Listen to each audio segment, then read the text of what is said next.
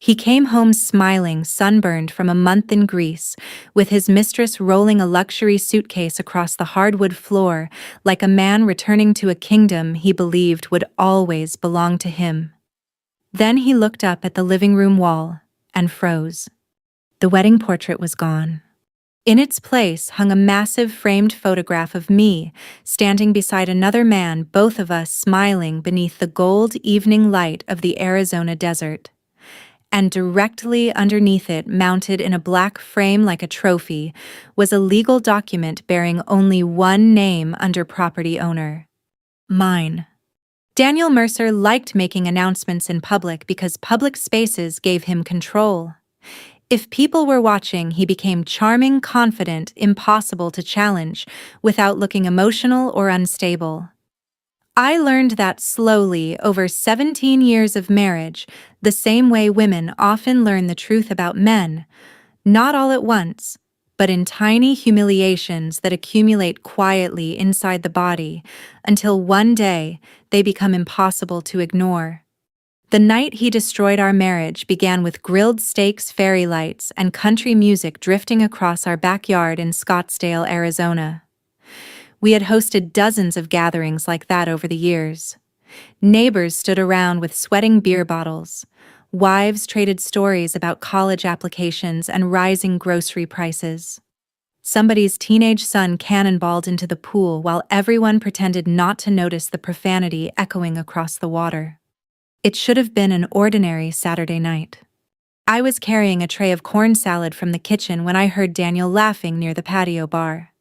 Not his normal laugh, this one was louder, sharper, performative, the kind he used when he wanted attention. His arm was draped around a woman named Brianna, 28 years old, heavily tanned, blonde extensions down to the middle of her back, the kind of woman who looked permanently photographed for Instagram, even while standing beside a cooler full of Diet Coke. I had met her twice before. Daniel called her a marketing consultant for his construction company. By then I already knew. Women usually know long before they allow themselves to admit it.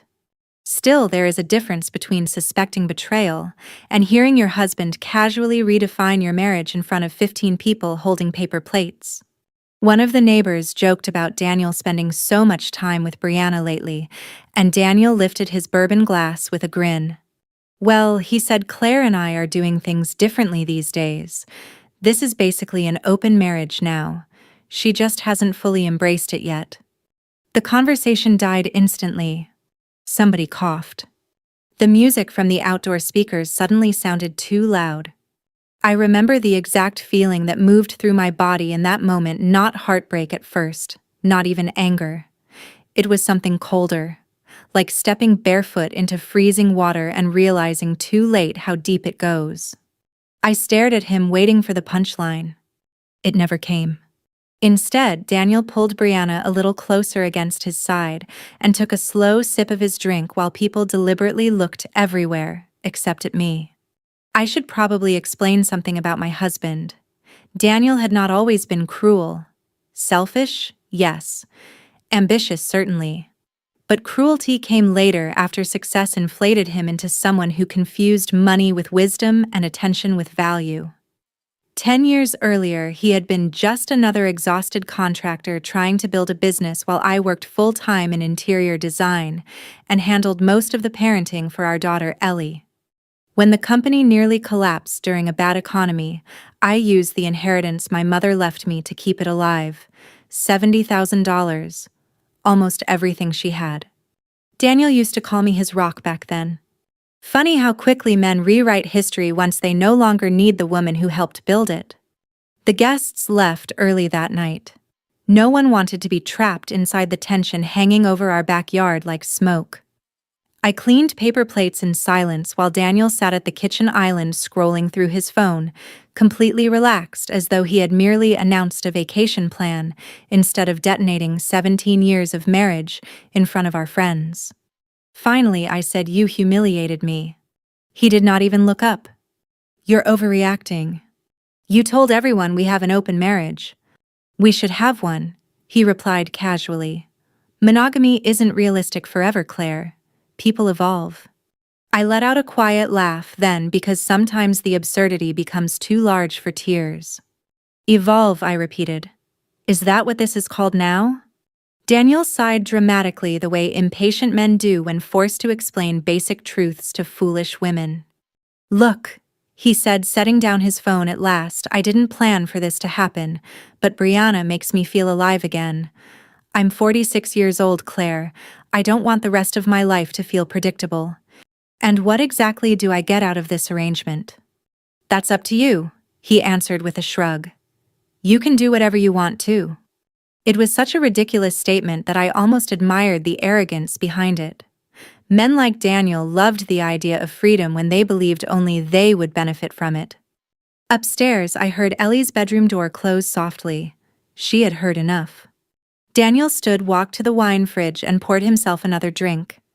I'm leaving for Europe on Tuesday, he said. 3 weeks in Greece, maybe Italy afterward. Brianna's coming with me. I stared at him. You're serious? Yes. You think I'm just supposed to stay here and wait while you parade your mistress across Europe? He turned toward me slowly, irritation hardening his face. Mistress is a dramatic word. And honestly, Claire, this whole victim routine is exhausting.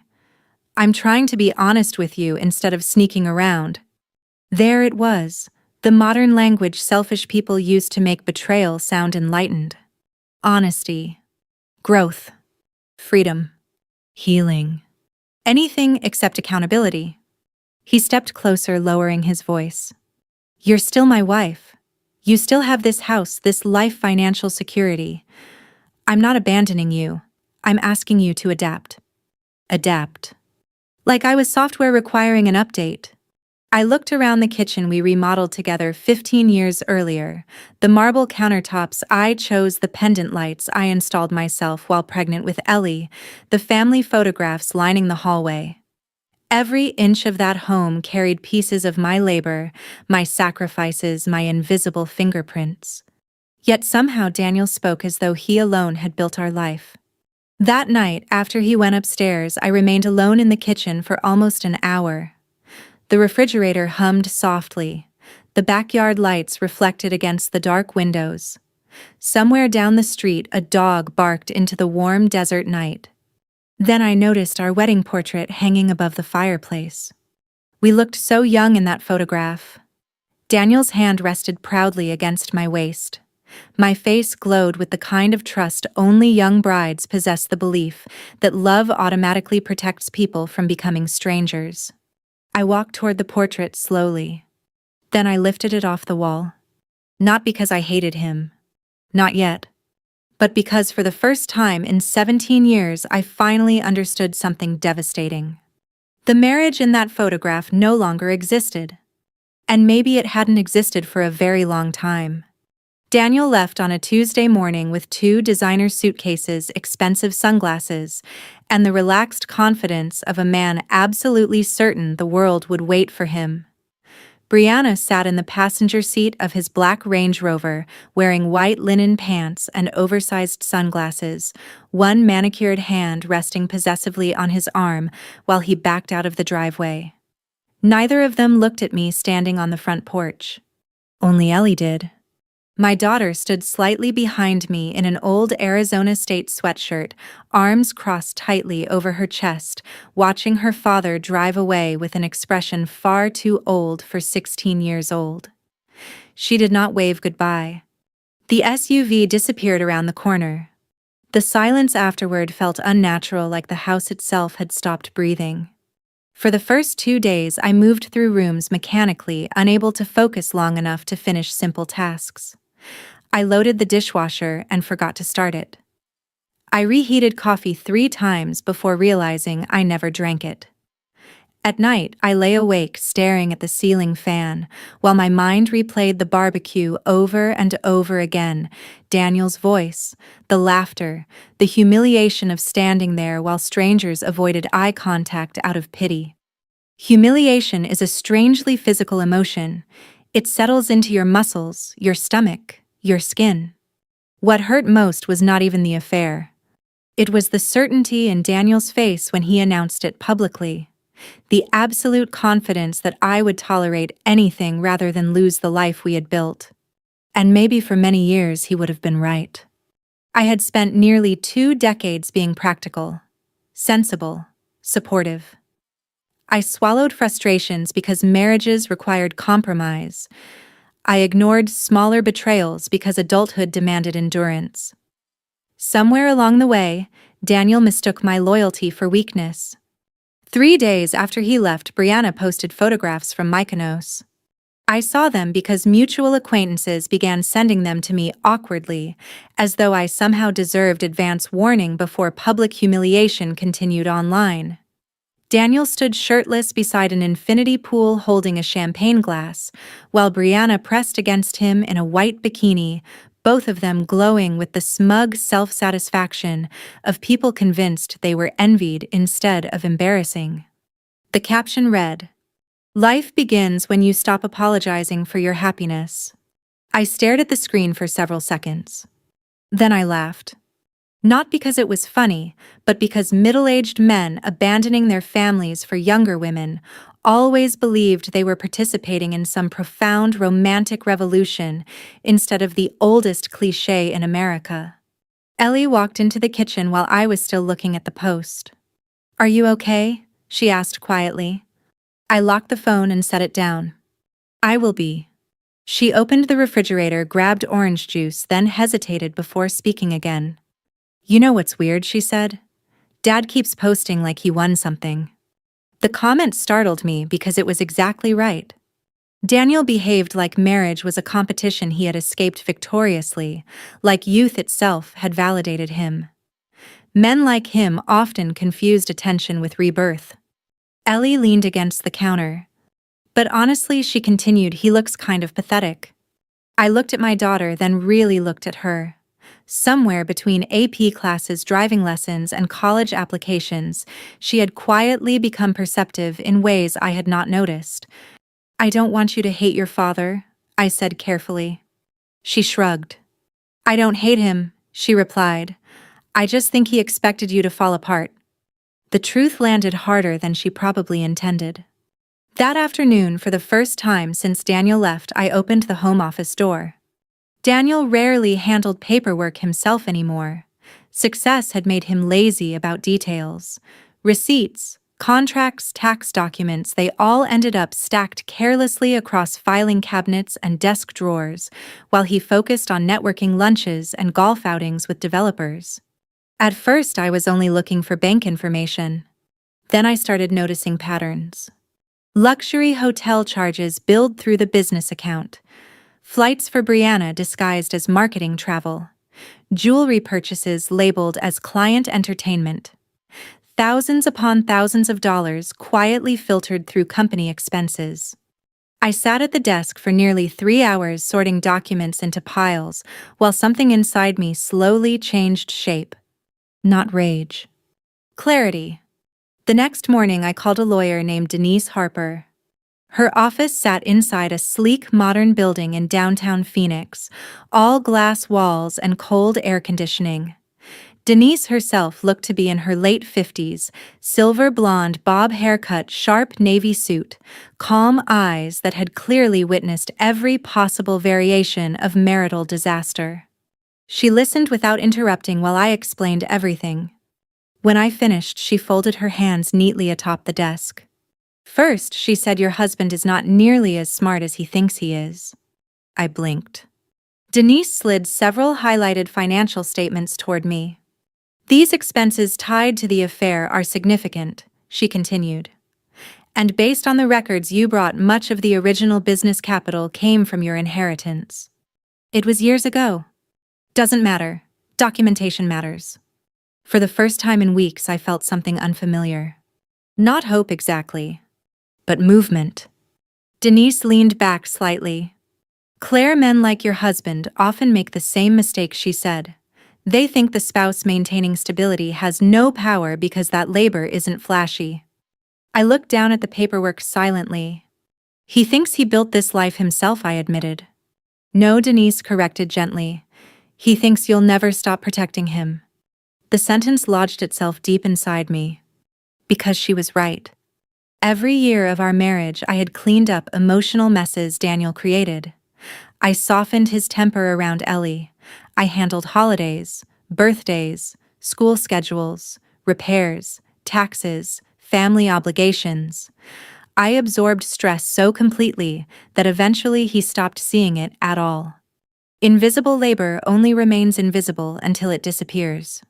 Over the next 2 weeks, my life developed structure again. I reopened contacts from my old interior design career and discovered something surprising: people still respected me. Former clients remembered my work warmly. An old colleague invited me to consult on a boutique hotel renovation in Sedona. Another asked whether I would consider independent residential projects again. Each conversation felt like recovering fragments of a woman I had abandoned years earlier. Meanwhile, Daniel barely called home. He texted occasionally, usually late at night Arizona time. "Having fun here, you should really relax more." Or, "Hope Ellie's behaving." Never once did he ask how I was actually feeling. One evening, Ellie and I ordered Thai food and ate on the patio, while desert heat rolled across the neighborhood in slow waves. The sky burned orange beyond the mountains. "You seem different," she said suddenly. I glanced at her. "Different good or different scary?" "A little of both," she admitted. I smiled faintly. "Maybe I'm just tired of being underestimated." Ellie looked down at her plate for a moment before speaking again. "You know," she said carefully, "Dad always acted like you needed him more than he needed you." The sentence settled heavily between us. Because the terrible thing was, for years I had believed it too. That night, after Ellie went upstairs, I walked into the living room carrying a cardboard box. One by one, I removed photographs from shelves and walls. Not angrily, not dramatically. Methodically. Wedding pictures. Family portraits. Vacation memories carefully curated to resemble permanence. By midnight, the room looked strangely larger. There was one empty space above the fireplace where our wedding portrait had hung for 17 years. The pale rectangle on the wall remained visible beneath the recessed lighting like a ghost refusing to disappear. I stood there staring at it for a long time. Then unexpectedly I smiled. Not because I had healed. Not because I stopped hurting. But because for the first time since Daniel publicly humiliated me, I realized something important. He thought he had left me powerless. What he had actually done was leave me alone long enough to remember who I was before I built my entire life around him. By the 3rd week of Daniel's European vacation, people in our neighborhood had stopped pretending not to know. Affairs thrive on secrecy, humiliation survives on performance. Daniel had made ours public, which meant everyone suddenly became careful around me in the slow, awkward way Americans often do when they encounter visible personal tragedy. Women at the grocery store touched my arm a little too gently. Neighbors spoke with exaggerated kindness. Even the teenage cashier at our local coffee shop looked at me with that uncomfortable expression people reserve for widows and abandoned wives. Pity exhausted me more than anger ever could. So I stopped hiding. Not dramatically, not vindictively, I simply began living differently. Every morning, I drove 40 minutes north to Sedona for the boutique hotel renovation project I had agreed to consult on. The property sat against red sandstone cliffs glowing under desert sunlight, and for the first time in years, my days belonged to something beyond maintaining Daniel's comfort. I spent hours reviewing textures, lighting plans, furniture layouts.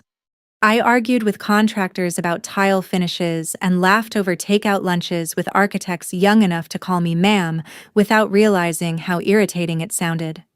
And slowly, almost invisibly, I started returning to myself. One afternoon, while reviewing fabric samples in the temporary design office, I met Evan Brooks. He was the lead architect on the project, 48 years old, divorced, composed in the quiet way emotionally mature men often are.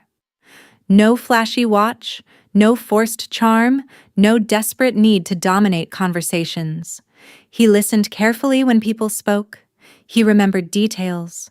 He apologized when he interrupted someone. The first time he brought me coffee, he asked how I took it instead of assuming. I nearly forgot how attractive basic respect could feel. Still, nothing inappropriate happened between us. Not even close. What surprised me more was how quickly my coworkers assumed there must be something romantic developing simply because a man and woman over 40 enjoyed each other's company. Americans loved reinvention stories. They especially loved stories where betrayed women immediately emerged glowing beside wiser, kinder men. But my real transformation had very little to do with romance. It had to do with anger finally hardening into self-respect. Meanwhile, Daniel continued broadcasting his midlife crisis online like a teenager discovering freedom for the first time. Capri, Santorini, Positano, endless photographs of rooftop dinners, yacht excursions, designer shopping bags. Brianna posted videos clinking champagne glasses while Daniel grinned beside her with the stiff overconfidence of a man trying desperately to convince himself he was happy. Sometimes late at night I studied those photos carefully. Not because I missed him. Because I recognized something tragic in them. Daniel looked exhausted. Not physically, spiritually. The kind of exhaustion that comes from performing happiness instead of experiencing it. People often imagine revenge as destruction, screaming arguments, shattered glass, dramatic betrayals returned in equal measure. But real revenge, I was beginning to understand, was far quieter. Real revenge was indifference. It was reclaiming the parts of yourself someone else convinced you were too old, too boring, too dependent to survive without them. 3 days before Daniel's scheduled return home, Denise called me into her office. She slid a folder across the desk. "I finalized the temporary property agreement," she said. I opened the folder slowly. Because Daniel had funneled marital funds into the affair so recklessly, and because the original down payment for our home traced directly back to my inheritance, Denise had secured a powerful position before formal divorce proceedings even began. Daniel's financial misconduct gave us leverage, significant leverage. The house would remain under my sole residential control during the separation.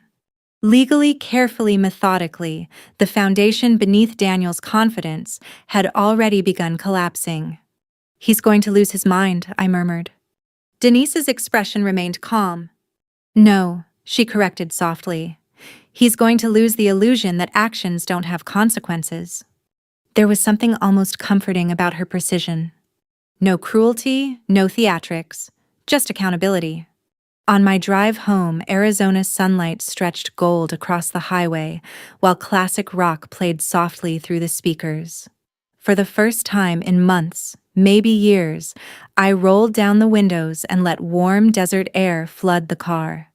I realized then that I no longer wanted Daniel destroyed. That surprised me. A few weeks earlier, I would have fantasized about humiliating him publicly the way he humiliated me. I wanted him ashamed, broken, punished. But deeper than rage was something calmer and far more dangerous. I wanted freedom. That evening, Ellie helped me repaint the living room. We moved furniture aside, covered floors with plastic sheets, and spent hours turning the old beige walls into a softer, warm white that made the entire room brighter. Music played from Ellie's phone while paint rollers moved rhythmically across drywall. At one point, she climbed down the ladder and looked around thoughtfully. "It already feels different," she said. "It is different." She hesitated. "Are we erasing him?" The question hung quietly between us. I set my paint tray down carefully before answering. "No," I said. "We're making room for ourselves again." Ellie nodded slowly, as though she understood more than I realized. 2 days later, the house barely resembled the one Daniel left behind. Not because I redecorated extravagantly, because I removed heaviness. Dark leather furniture disappeared, replaced by lighter fabrics and cleaner lines. Old family photos vanished from crowded shelves. The air itself seemed less tense somehow, as though years of silent resentment had finally left with him. Then came the wall. The empty space above the fireplace remained untouched until the very end. I stood before it for nearly 10 minutes, holding the framed photograph the delivery company had dropped off earlier that afternoon. It was not a wedding portrait. That part mattered. The photo had been taken accidentally during a project dinner in Sedona. Evan stood beside me outdoors beneath string lights while sunset burned red across the cliffs behind us. We were both laughing at something outside the frame, relaxed and alive, in a way I had not seen myself in years. When the photographer from the hotel's marketing team emailed it to us, I stared at my own face for a long time. I looked happy. Not performative happy, not survival happy. Real. Underneath the photograph, I placed another frame. Inside it sat a clean copy of the temporary property agreement showing sole residential authority under my name during separation proceedings. Simple. Elegant. Final. No dramatic messages, no cruelty, no threats. Just truth. That night, Daniel texted me for the first time in nearly a week. Landing tomorrow afternoon. Hope you've calmed down by now. I stared at the message. Then I locked my phone and placed it face down on the kitchen counter. Upstairs, Ellie was packing for a weekend college prep retreat. The dishwasher hummed softly. Outside, warm desert wind brushed against the patio furniture. And suddenly, standing there inside the quiet house I had spent 17 years protecting, I understood something that changed everything. Daniel believed power came from making people afraid to lose you. But real power came from no longer being afraid yourself. The next day, at exactly 4:42 p.m., my husband walked through the front door believing he still owned the life he abandoned. And then he looked up at the wall. The first sound I heard was the garage door grinding open beneath the house. Then footsteps. Confident footsteps. The kind a man makes when he believes he is returning to something permanent. I was standing at the kitchen island slicing lemons for iced tea when Daniel entered through the mudroom carrying 2 expensive suitcases and the smell of airport cologne and Mediterranean sunscreen. He looked darker, leaner, overly rested, like every divorced actor photographed on a yacht during a public breakdown. For one strange second, seeing him again after nearly a month made my chest tighten with old instinct. 17 years of marriage do not disappear cleanly. Your body still remembers the rhythm of someone's presence even after your mind no longer trusts them. Daniel tossed his car keys onto the counter. "Well," he said casually, "you still alive in here?" I said nothing. He removed his sunglasses slowly and looked around the kitchen. The confusion appeared first. Subtle but unmistakable. The new paint color, the rearranged furniture visible from the hallway, the absence of clutter, the strange emotional lightness inside the room. It was the expression of a man realizing he had returned to familiar coordinates, only to discover the terrain itself had changed. "What happened in here?" he asked. I redecorated. "Huh." He walked farther into the house, rolling his suitcase behind him. I remained silent, wiping my hands slowly with a dish towel, while I watched him absorb each difference one piece at a time. The old console table was gone. The framed family photos had disappeared. Even the air smelled different, lighter, somehow touched with citrus candles instead of Daniel's preferred cedarwood scent. He frowned. "Where's Ellie?" "College prep retreat. She'll be back Sunday." Daniel nodded distractedly, still scanning the room. Then he stepped into the living room. And froze. Not metaphorically. Actually froze. One hand still gripping the suitcase handle while his entire body stopped moving mid-step. I watched the exact moment his confidence collapsed. His eyes locked onto the wall above the fireplace where our wedding portrait used to hang. Now illuminated beneath soft recessed lighting was the large framed photograph of me and Evan standing beneath golden desert light, smiling with effortless ease beside each other. And directly beneath it sat the second frame. The legal document. My name. Only my name. For several long seconds Daniel said absolutely nothing. I do not think he was prepared for silence. Men like him expect emotional reactions because emotional reactions reassure them they still matter. Rage tears, begging all of it confirms significance. But I had nothing left to prove. Finally, he spoke. "What the hell is this?" His voice sounded oddly thin. I folded the dish towel carefully and placed it on the counter. "A photograph," I replied calmly. "I can see that." His eyes moved between the picture and the framed document beneath it. "Who the hell is that guy?" "His name is Evan." Daniel let out a sharp laugh that contained no humor whatsoever. "You're unbelievable." The accusation almost amused me. "I'm unbelievable." "You spent 1 month pretending to be devastated, and now you're hanging pictures of another man in my house." There it was. My house. Even now. Even after everything. I walked slowly into the living room until I stood several feet away from him. "This isn't your house anymore, Daniel." His jaw tightened immediately. "The hell it isn't." I gestured lightly toward the legal document. "You should read the paperwork." He dropped the suitcase handle and snatched the frame off the wall, aggressively scanning the page, while color slowly drained from his face. "What is this?"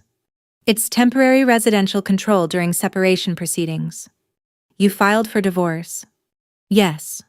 "You sneaky little." "No," I interrupted quietly. "Careful little." The room fell silent again. Daniel looked up at me, truly looking for the first time since he walked through the door. I could almost see the calculations happening behind his eyes, the sudden realization that events had continued unfolding while he played wealthy tourist across Europe. "When exactly were you planning to tell me about this?" he demanded. "You seemed busy." He threw the frame onto the couch. "This is because of him," he snapped, pointing toward the photograph. "You're screwing some architect now." The old version of me would have defended myself emotionally, explained, justified, pleaded to be understood. But something fundamental inside me had shifted during those weeks alone. "No," I answered simply, "I'm not." Daniel blinked. "What?" "Evan is a colleague and a friend." "Then why the hell is his picture hanging in my living room?" I tilted my head slightly. "Interesting choice of words." His expression hardened. "You know exactly what I mean." "No," I replied evenly. "I don't think I do." The silence stretched painfully. Then, for the first time since I met him 20 years earlier, I watched Daniel struggle to maintain control of a conversation. "You're trying to humiliate me," he said finally. I almost laughed. Humiliation. Such a fascinating word coming from him. "You announced your affair at our barbecue," I reminded him softly. "In front of our friends. In front of our daughter." "That's different." "Why?" "Because I was honest." The hypocrisy landed so heavily between us that even Daniel seemed to hear it after the words left his mouth. I crossed my arms slowly. "You told me this was an open marriage," I said. "You told me to adapt." His eyes narrowed. "That's not the same thing, and you know it." There it was at last. The truth beneath all his modern language about freedom and evolution and honesty. Daniel never wanted equality. He wanted permission. Permission to betray without consequences. Permission to feel desired while still keeping the stable life I spent years building beside him. Men like Daniel called it freedom because selfishness sounded ugly when spoken aloud. He looked around the living room again, but this time his expression carried something deeper than anger. Fear. Because for the first time he understood the situation clearly. I was not competing for him anymore. I was leaving him behind. "You really did all this while I was gone," he murmured quietly. "Yes." "And you didn't even call me?" The statement revealed more than he intended. He genuinely believed I would spend that month chasing him emotionally while he traveled Europe with another woman. I held his gaze. "You already left Daniel."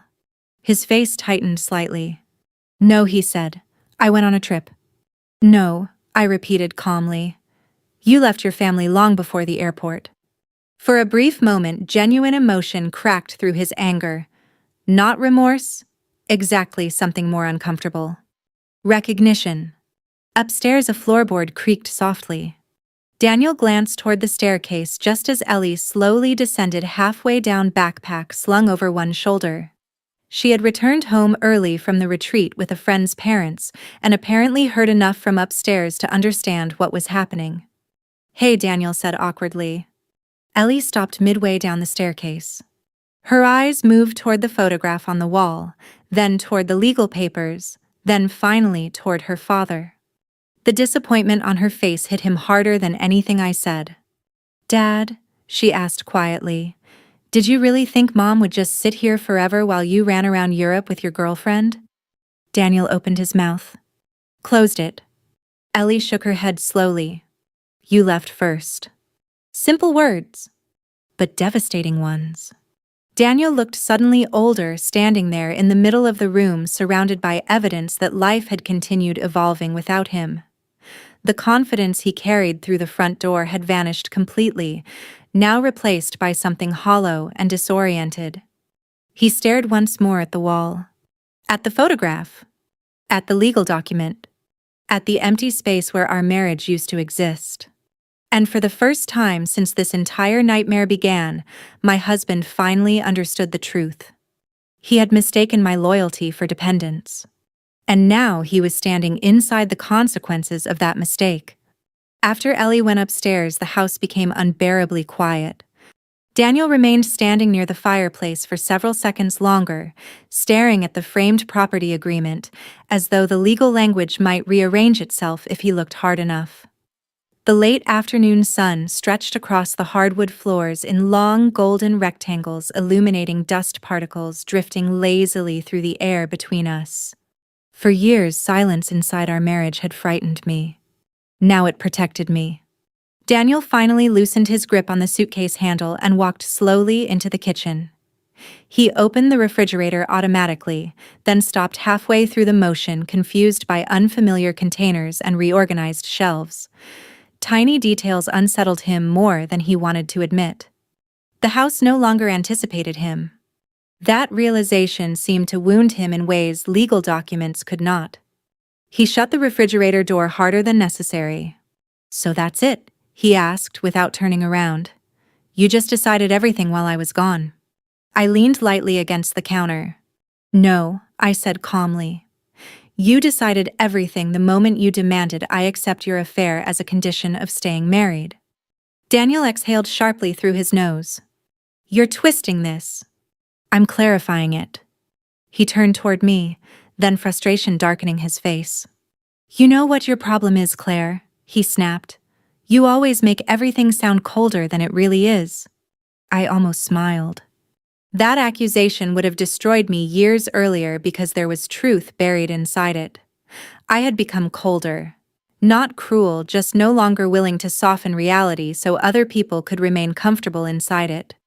"You embarrassed me publicly," I replied evenly. "You disappeared for a month with another woman. You used company money to finance it. And somehow you're shocked I stopped protecting you." Daniel's jaw tightened instantly at the word protecting. Because deep down he knew exactly what I meant. For nearly 2 decades I had functioned like emotional insulation around his life. I absorbed consequences before they reached him. I repaired relationships after his temper damaged them. I remembered birthdays, sent thank you cards, scheduled dentist appointments, monitored Ellie's grades, balanced accounts, hosted holidays, maintained social ties, organized contractors, managed repairs, planned vacations, handled emergencies. Daniel performed success publicly while I quietly maintained the machinery underneath it. The tragedy was not that he failed to appreciate it. The tragedy was that eventually he stopped seeing it at all. He walked toward the patio doors and stared outside at the pool shimmering beneath the evening light. "I didn't think you'd go this far," he admitted quietly. There it was again. Not remorse. Surprise. As though my self-respect had somehow violated an agreement neither of us consciously signed. "You didn't think I'd leave," I corrected. Daniel rubbed a hand across his face slowly, exhaustion beginning to show beneath the tan and expensive vacation clothes. "It wasn't supposed to happen like this." I studied him carefully. Middle-aged men often believed unhappiness arrived from outside their lives, aging, routine, responsibility, marriage. They chased excitement because excitement felt easier than confronting themselves. Affairs became mirrors reflecting youth back at them temporarily. But mirrors always fail eventually. "What exactly did you think would happen?" I asked. He looked at me helplessly for a moment. "I thought—" He stopped. Then he laughed bitterly at himself. "That's the problem," he muttered. "I didn't think." Number. He hadn't. Daniel had mistaken appetite for truth, attention for meaning, escape for freedom. And because the world often rewards confident men long before it judges them, he assumed consequences would somehow exempt him too. I walked toward the living room slowly and sat down on the couch beneath the framed photograph. Daniel remained standing several feet away, uncertain now, emotionally disarmed in ways I had never witnessed before.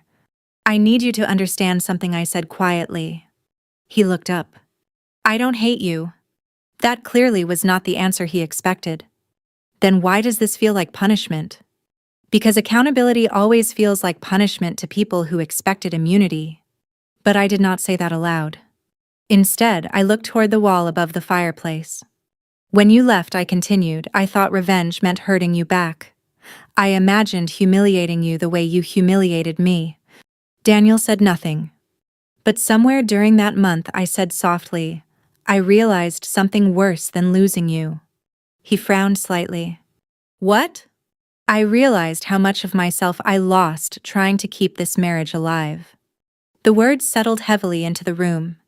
Outside, desert wind rustled softly through the palm trees surrounding the backyard.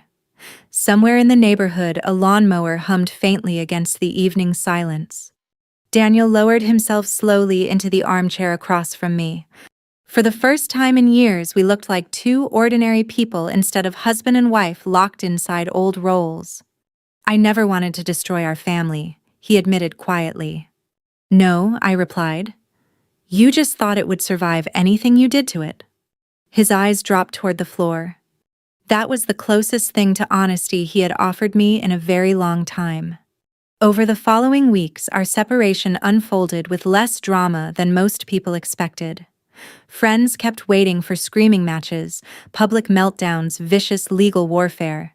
Instead, reality arrived slowly and uncomfortably. Daniel moved into a luxury apartment downtown, at first still clinging to fragments of the lifestyle he associated with success. But divorce mathematics are far less glamorous than vacation fantasies. Attorney fees accumulated, business accounts tightened under financial review. Unnecessary spending suddenly carried consequences. Brianna disappeared almost immediately once permanence replaced excitement. That part did not satisfy me nearly as much as I once imagined it would. Because by then I finally understood something important.